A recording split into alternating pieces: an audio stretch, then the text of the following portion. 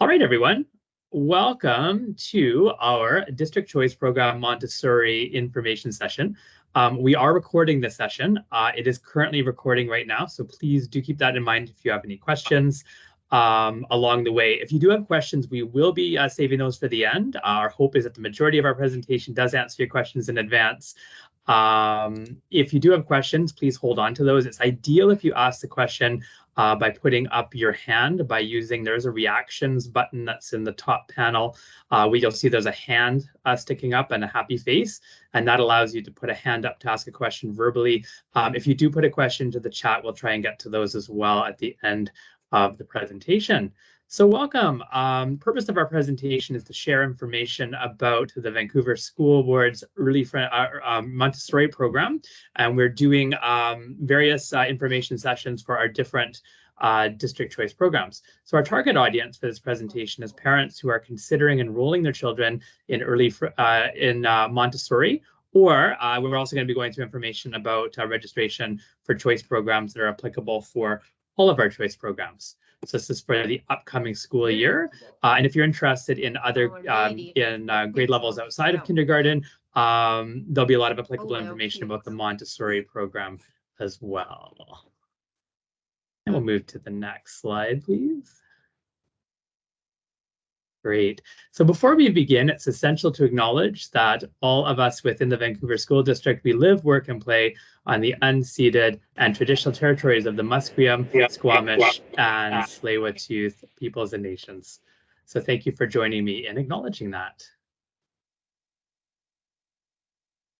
And before we move on to, this is our shape of the evening, a few introductions to the group. My name is Doug Rock. I am a district principal, educational planning and student information here at the Vancouver School Board. So one of my roles is to help to support schools and support families through the registration process in general, and particularly for choice programs such as Montessori and our other choice programs.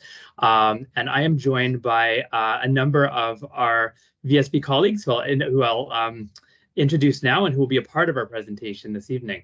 So first off, we have, and feel free if you to wave on your camera, we have Michelle Shimura, and she is VP at Renfrew, one of our schools that offers Montessori program.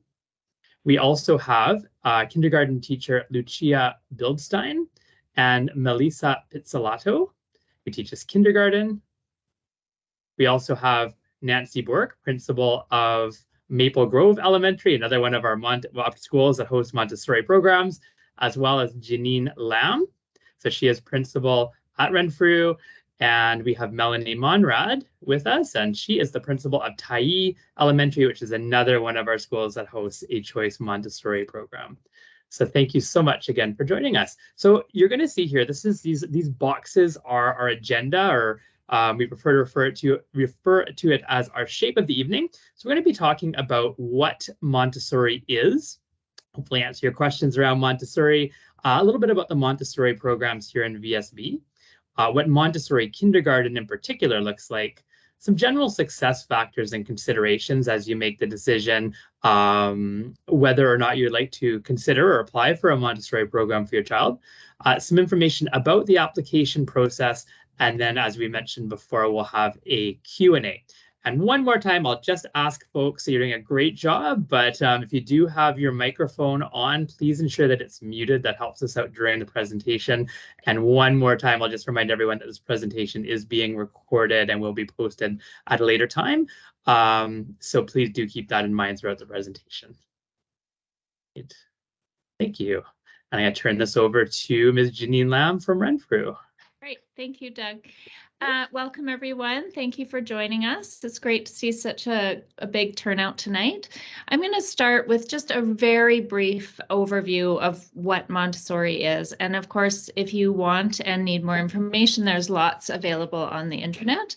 But basically, it's a program that we provide in the VSB, and it's based on Dr. Maria Montessori's observations of the behavior of young children. And she was making these observations in the early 1900s. It was her observation that young children learn best in a nurturing environment, filled with developmentally appropriate materials that provide experiences to contribute to the growth of self-motivated and independent learners. It's a philosophy and approach in which educational activities are hands-on, sensorial, independent, and self-directed by the child.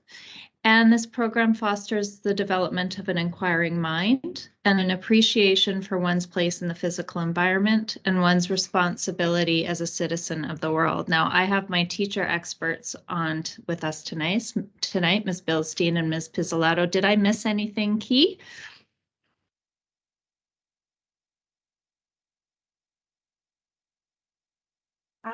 Hi, everyone. I think, Janine, you covered the gist of Montessori. So the philosophy is pretty huge. It took Maria Montessori years and years to develop what it was. But the environment in which the Montessori child learns in, it looks similar to a traditional classroom, but kids are working a lot at their own pace, what's developmentally appropriate for them, a lot more group lessons than whole class lessons, and a work plan designed for the child.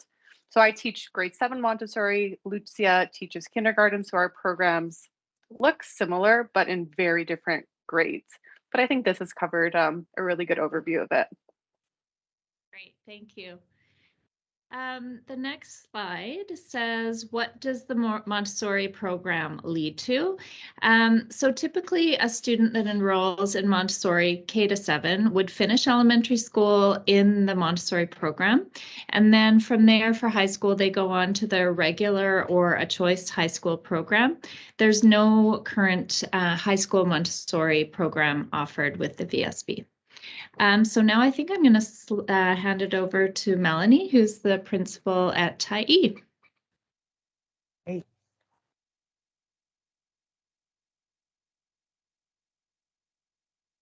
Melanie, I think you're muted. Sorry. Thank you. Hello.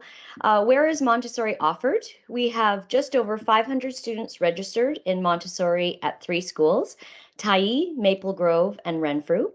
2 of these schools are dual track schools, meaning they have a district program and a neighborhood program.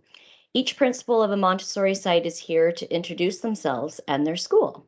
My name is Melanie Monrad, and I am the principal at Tyee. We are a single track Montessori school with about 185 students in kindergarten to grade 7. Good evening, everyone. Welcome. And like Janine said, it's really nice to see so many people. So thank you for taking the time. My name is Nancy Book, and I'm the principal of Maple Grove. We are a dual track school of Maple Grove. We have 575 students total, approximately 400 in our neighborhood track and about 175 in our Montessori track. Thanks, Nancy. As mentioned, I'm the principal here at Renfrew. We're a school of about 460 students. A third of our population is the Montessori program, and we also have a district program here called the Social Emotional Learning Center. Okay, I think I'm doing the next couple of slides. So if we head over to the slide titled Montessori Kindergarten, I was just going to talk a little bit about what a typical Montessori kindergarten program looks like. So it follows the same curriculum as what you would find in the regular kindergarten classroom, the Ministry of Education curricula. It has well-defined periods in the school day with both indoor and outdoor time. It's a balance of active time and quiet time, and has a mixture of whole class, small group, and individual activities. It has teacher-led activities that are developmentally appropriate for the students, well-planned transitions, and predictable routines. It has organized independent exploration that's teacher-supported, and this time is called work time, and it starts right away in kindergarten and goes all the way to grade 7, and it's child-initiated. It's selected from carefully prepared didactic materials for specific learning outcomes. Did I miss anything, Lucia, or can I go to the next slide? I think you can go to the next slide. What I would like to mention too, that in this program, we admit students that have previous experience and those that don't have previous experience in Montessori preschool or daycares that offer this program previously. Exactly. Thank you. Good point. Yes, this program is open to any student that is applying and is offered a spot. So a good question from parents is how do I support my child in kindergarten Montessori? So there's a number of ideas and things we could think about. So how do you support your child at home? You can involve your child in various practical life activities, including helping around the house. So these could be cooking or baking or looking after a pet. Children love to help, and it's something that we really want to nurture and develop. Exposing your child to a variety of natural environments, music, and the arts. So they'll become well-rounded and inquisitive individuals. Organizing and beautifying the home environment to be appealing and interesting to your child. One of the things that you may want to think about is to keep the curious mind engaged, change toys, change home activities once or twice a month so your child won't get bored and has an opportunity to find interest in different books and toys and activities. Another really key important thing to think about is increasing opportunities for socializing and play to further develop social skills and embrace the creativity of a young learner. And finally, setting up rules and expectations similar to the Montessori classroom, where the only reward is self-gratification. Lucia, anything you'd like to add or emphasize there? I think also being a good role model, I was thinking about, like you as a parent, sorry, I don't know if you can see me on the camera. You as a parent or guardian, you are the best role model for your child. So be a good example. And also communication. Communication is super important. Talk to your child about what was said in school, what they learned in school, and then build up on those skills after at home. But as you mentioned, social factor is very important. Playing outside is important, and exposure to different environments is super important for these children. Thank you. Okay, I think I'm handing over to Nancy now for the next slide. Thank you. Thank you.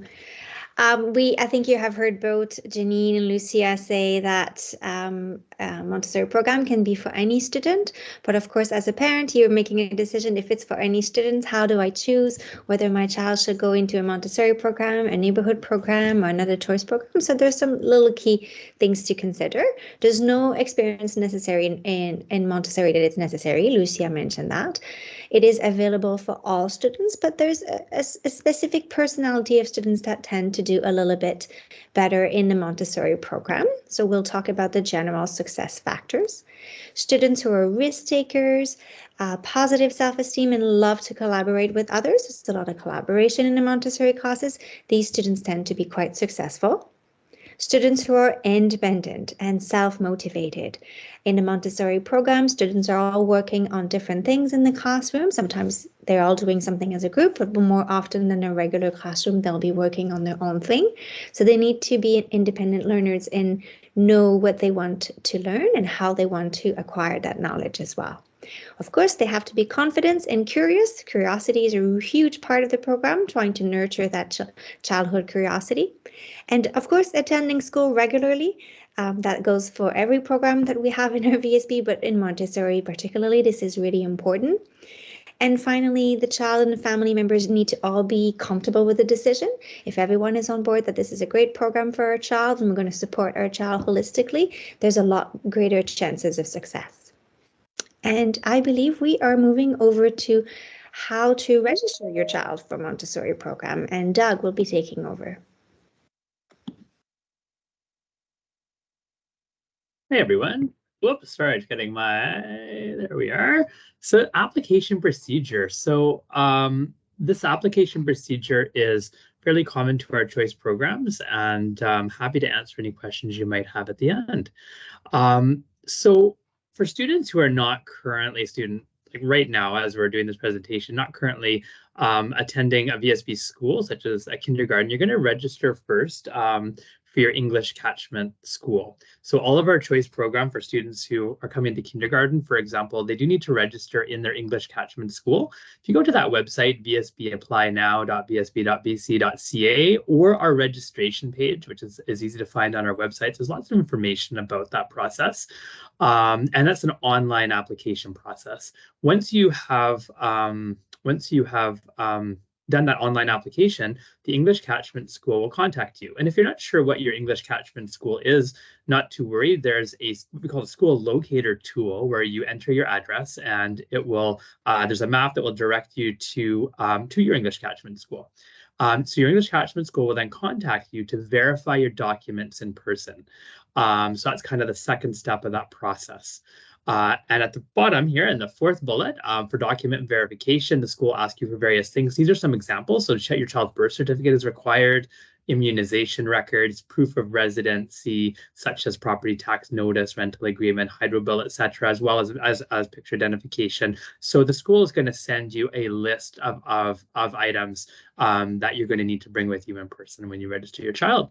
And then back up to the third bullet, for your general kindergarten applications, you can register now until the end of January for our first priority grouping. And again, that's for your English catchment school. And it's not a first come, first serve. So in other words, you can register at any time during the registration period. And as I move into the next slide, it will talk a little bit about application for our choice programs. So once you've registered for a kindergarten at your English catchment school, you'll be given what's called a PEN number, PEN, and that stands for Provincial Education Number. And that's the number that will, it's kind of like an ID number in terms of the Ministry of Education and their eyes, and that's going to be your child's education number throughout their schooling in BC. So you'll need that PEN number, which you're going to get through the enrollment process at your English catchment school. You're going to need that for your application for a choice program, such as Montessori. So the online application for district choice programs, now that's already opened. It opened on January 9th. Not to worry, it's not first come, first serve. We have a long application period. It will close at 4 p.m. on February 3rd. So you can apply at any point in time on that website. You can even apply, for example, if you go into the website and you start an application and you aren't sure, you don't want to finish it, you need more time, you can actually log out and then log back into the spot in which you started. So it's quite flexible in that manner. And there's the link, kchoice.vsb.bc.ca, and that's where you make the application for your child. Now, when you go onto the application page, you'll be directed through several different pages that kind of come up in the form of questions. So it will say, for example, what is your choice 1 school, choice 2 school, choice 3 school? So you have up to 3 choice. You can choose or apply for up to 3 choice program/schools in the district. And that can be any combination of schools. So if you think of it, each choice program is in a particular school. So you can apply for 1, 2, or up to 3. So for example, on our call this evening, we have staff from 3 amazing Montessori schools with Montessori programs, Tyee, Renfrew, and Maple Grove. You could apply, if you wish to, for all 3 of those Montessori programs, or you could apply for 1, or you could apply for 2, or you could choose to apply for various choice programs. So for example, you could choose to apply at school A for Montessori, at school B for French immersion, their French immersion program, and at school C, let's say, for their French immersion program. That still counts as 3 choice programs in school. So it's any combination of our different choice programs. We have no priority zones. So I refer to your catchment school for English. So in Vancouver, we have catchments that are broad areas. It's kind of a map. If you look at a map, you'll see a broad area in a neighborhood that is the catchment. So we have 1 school, and that area is the catchment for everyone that lives within that area. Now, choice program schools are a little bit different, actually quite a bit different in that sense that there is no catchment. We used to have what was called priority zones a number of years ago. So some of you who maybe have children who are a little bit older might recall priority zones. Right now, the catchment, so to speak, is the entire city of Vancouver. And what that means is that you imagine all of our choice program schools, such as our 3 Montessori schools, are all within the city of Vancouver. So that's one big catchment, basically meaning that there isn't a priority specifically based upon where you live. So the access, or if we had a draw, for example, so if there were more applicants than there were spaces, it would be a draw of all of our applicants, regardless of address, provided they live in the city of Vancouver. Now, you're going to notice in the second point here, if there are more applicants than spaces, so let's say there were 20 spaces and there were more than 20 applicants, after siblings, there would be a draw that's held. Now, you may or may not be familiar with, we have a district admin procedure that in choice programs, if you have a student who's applying, and they currently have a sibling who is attending that school in that same choice program. So if you imagine you're applying right now, if your child has a current sibling at the choice program school that you're applying for, and that child the sibling will also be attending the choice program school, same program, same school the following year, then we do have a sibling priority. So siblings do have priority. So after the siblings are offered spaces, for example, then we have our remaining applicants. And so there's a draw that's held in February and mid-February usually of those. Now, if you do happen to have you do have a sibling attending the school, it's really important that when you do the online application through that K-Choice website, I pointed out, there is a drop-down menu. There's a question that asks if you have a sibling, and it's vital that the answer is yes, and you'll be prompted to enter the PEN number. So again, that's that provincial education number that each student has, and that's something that you can access from the choice school that your child attends, but you will need to do that, and then we have a cross-verification process there. So all applicants will be contacted by mail mid-February with either an offer for the choice program to which you've applied, or a note that says you'll be waitlisted. All right, so no matter what, though, the school will contact you around that time. It's really important kind of mid-February just to be checking your emails, whatever email you used to apply, because if you're offered a space in the program, you have 48 hours to respond to the email. And, many schools they're making many offers around that time, and parents, and families are applying for different schools sometimes. And also we have shifts, kids will move and things like that, right? So it's important really to be checking the email and to be responding within that 48 hours, or the school would need to move on along their list. So that draw is held in February. And if you are offered a space, you must accept by 3 p.m. on the date specified in the email. So the emails are really clear with the date that you need to reply. We do ask you to reply in writing. So you reply to the email from your email, or the space is forfeited and needs to be offered, will be offered to the next child on the wait list. So please do be checking your emails on a regular basis and make sure that you do reply. We do ask, even if you decide to decline the spot, please email as soon as you can, because that does help the school to move on the wait list. I do see a question. I'm generally answering questions at the end, but one popped up. Is there a chance that the email may go to the junk mail? That's actually I'm really glad that that guest has asked that question. I mean, theoretically, it's possible because there are so many different email providers, right? I hope not.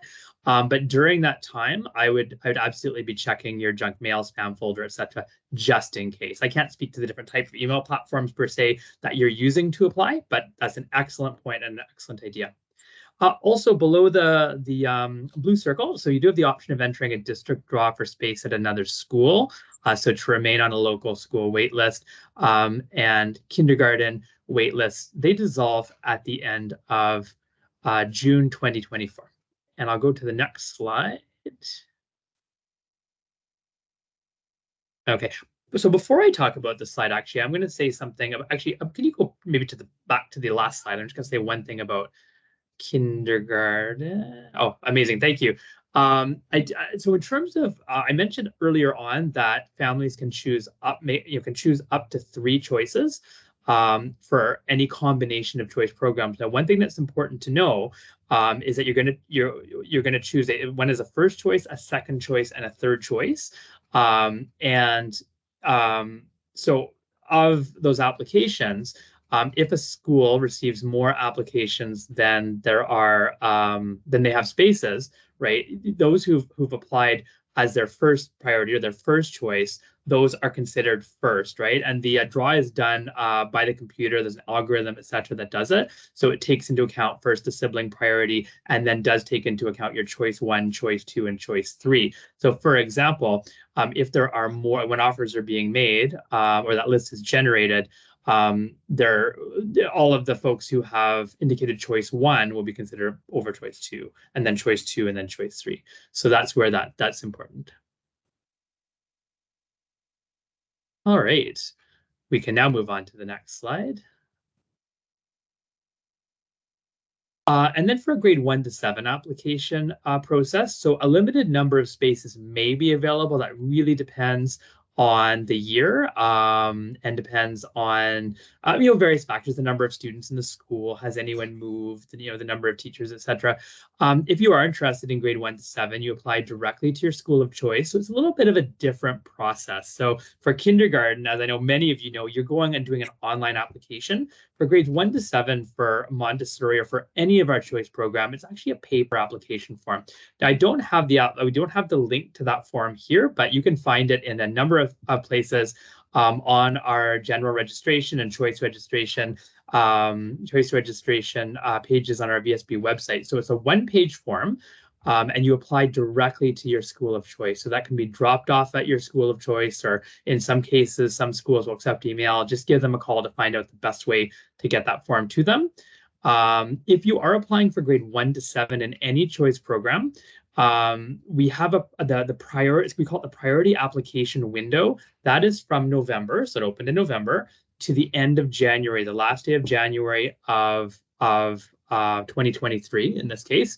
And that's our first priority group. And that's an important date because, as you can see in the light blue below, if there are more applicants than spaces after siblings, and again, sibling priority can apply, a draw will be held. Now, that draw is of all of the applicants who've applied for any of our grade 1 to 7 choice programs within that priority window that I mentioned, from November to the end of January. Now, the question comes up, what if I want to apply in February or March or April? Can I still apply for grade 1 to 7 for a choice program? You absolutely can. The difference, though, is that because you've applied outside of that first priority window, then applications, if there is a wait list already, applications will be waitlisted in the order received. And again, that's from the first day of February onwards. Okay. And then you'll see in green, similar to the kindergarten procedure, all applicants will be contacted by email and offered a space in the program, or waitlisted and given their place number on the waitlist. Now, just so you're aware, offers for grade 1 to 7 and any of the choice programs, that's usually a little bit later on in the spring. So the kindergarten offers happen where we aim for mid-February, and grade 1 to 7 is a little bit later on. So you're going to be checking your emails in the through the spring.